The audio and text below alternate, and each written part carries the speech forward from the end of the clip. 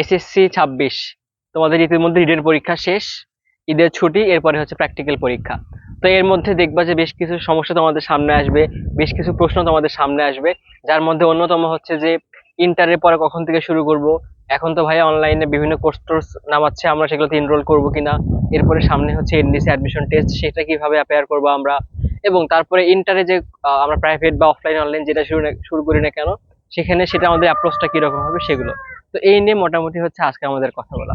তো একদমই শুরুতেই আসি যে হচ্ছে যে ভাইয়া আমাদের প্র্যাকটিক্যাল পরীক্ষা নিয়ে কথা বলি। তো দেখো, প্র্যাকটিক্যাল পরীক্ষা আমাদের বাংলাদেশে বা এতদিন যা হয়ে আসছে, তো সবাই সেখানে ভালো মার্কিং পায়, এটা নিয়ে আসলে টেনশন করার কোনো দরকার নেই। সো জাস্ট পরীক্ষাটা দিবা, আর খাতা তো আমাদের অলরেডি লেখাই আছে, জাস্ট পরীক্ষা নর্মালি সবকিছু এখানে হবে। সো এটা নিয়ে কোনো টেনশন নাই। সেকেন্ডে আসো যে ইন্টারে, এরপরে কি ইন্টারে পড়াটা কবে থেকে শুরু করবো, বা এনডিসি অ্যাডমিশন বা হচ্ছে সেন্ট জোসেফের যে অ্যাডমিশন টেস্ট গুলো আছে সেগুলো কিভাবে কি করব। তো প্রথমে আসি, যেহেতু দীর্ঘ একটা সময় তোমরা একাডেমিক পড়াশোনা করে আসলা, এসএসসি দিলা, এখন উচিত অন্তত একটা মাস ব্রেক নেওয়া। শুরুতেই যদি তুমি পড়াশোনা শুরু করে দাও তাহলে কিন্তু তোমার জন্য এটা আসলে কঠিন হয়ে যাবে।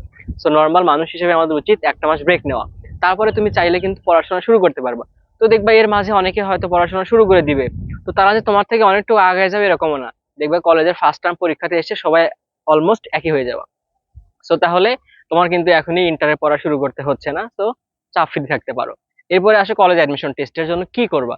সো কলেজ অ্যাডমিশন টেস্টের জন্য আসলে এখানে আহামরি কোনো কিছু করতে হয় না, কোনো কোর্সে এনরোল করতে হয় না। তোমার যে কাজটা করতে হয় এখানে, জাস্ট তোমার মেইন বইটা ভালো করে পড়তে হয়। সো মেইন বই ভালো করে পড়ার বলতে কি বোঝায় আমরা, যে মেইন বইয়ের যে লাইনগুলো আছে সেগুলো তুমি পারো কিনা। এবং এগুলো এখন এনডিসিতে বা হচ্ছে সেন্ট জোসেফে কি ধরনের প্রশ্ন আসে, বা হলি ক্রসে কি ধরনের প্রশ্ন আসে, সেগুলো কই থেকে জানবা। এগুলোর জন্য আমাদের দরকার কি, আমাদের দরকার হচ্ছে একটা প্রশ্ন ব্যাংক। তো বাজারে বিভিন্ন প্রকাশনীর প্রশ্ন ব্যাংক পাওয়া যায়, তোমরা চাইলে যে কোনো একটা প্রকাশনীর কিন্তু প্রশ্ন ব্যাংক নিতে পারো। নিয়ে সেগুলো সলভ করবে, দিনে 1 ঘন্টা 2 ঘন্টা করে জাস্ট পড়লেই হবে। এবং শেষের দিকে গিয়ে তোমরা যে কোনো একটা জায়গায় চাইলে মডেল টেস্ট দিতে পারো, না দিলেও কিছু হবে না, কারণ এনডিসিতে এমন প্রশ্ন করে যা অন্য কোনো কোচিং এটাকে আসলে গেস করতে পারবে না। সো এখানে নিয়ে কেউ সাজেশন দেওয়া বলো, কেউ তোমাকে 100% কমন বলো, যা দিবে সব ভুয়া, দরকার নেই।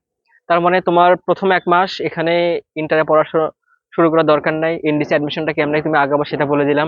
এবার আসে এরপরে, যদি তুমি যখন ইন্টার পড়াটা এবার সিরিয়াসলি শুরু করবে, তখন তোমার হচ্ছে যে অফলাইন পড়বা নাকি অনলাইন পড়বা। তো শুরুতে আমরা বলি যে হচ্ছে যে দেখো, অনলাইনে অনেক পড়াশোনা হয়েছে, বাট এখানে আসলে ইনপুট অনেক হলে এর থেকে কিন্তু কোনো আউটপুট হয় না। তো আমরা প্রথম যে সাজেস্ট করি সেটা হচ্ছে আমরা হচ্ছে অফলাইনে পড়বো। অফলাইনে পড়ার পরে যদি কোনো টপিকে আমার একটু ল্যাকিংস মনে হয়, আমরা তখন সেই টপিকটা জাস্ট ইউটিউবে সার্চ দেবো। ইউটিউবে ফ্রি ফ্রি অনেক কোর্স আছে, অনেক ভিডিও আছে, সেখান থেকে দেখে নেবো। তোমার কিন্তু এটার জন্য পেইড কোনো কিছু দরকার হবে না, ফ্রিতেই অনেক কিছু আছে, আমরা জাস্ট ফ্রি জিনিসগুলো ব্যবহার করবো। তো তাহলে অফলাইন পড়তে হবে। সো এরপর যদি তোমার মনে হয় যে তোমার ধরো হচ্ছে যে ফাইন্যান্সিয়াল একটু প্রবলেম থাকার কারণে তুমি অফলাইনে এত টাকা বিয়ার করতে পারতেছো না, তো সেই ক্ষেত্রে তুমি চাইলে অনলাইনে পড়তে পারো। বাট চেষ্টা করবা সবসময় অফলাইনে পড়ার, তারপরে বাকিটা দেখা যাবে। আচ্ছা, এবার আসে অফলাইনে পড়ার ক্ষেত্রে দুইটা ভ্যারিয়েশন হয়, একটা হচ্ছে ব্যাচে পড়া, একটা হচ্ছে বাসায় পড়া। তো তুমি যদি ব্যাচে পড়াটা বোঝো তাহলে আর বাসায় নেওয়ার দরকার নাই, তুমি ব্যাচেই পড়ো। আর যদি এরকম হয় যে তুমি ব্যাচে এতজনের মধ্যে পড়াটা বুঝতেছো না, তখন তুমি বাসায় নাও। আর যেহেতু ব্যাচে বুঝতেছো না, এই জন্য বাসায় নিচ্ছ, তখন ব্যাচটা বাদ দাও, জাস্ট বাসাতেই পড়ো, বাসাতেই ফোকাস করো। তার মানে একসঙ্গে তুমি একটা সাবজেক্টের জন্য একটা প্রাইভেটই পড়ো, এর জন্য 2টা 3টা করে নেওয়ার দরকার নাই। সো অনেকে হয়তো নিবে, সো যারা নিচ্ছে নিক।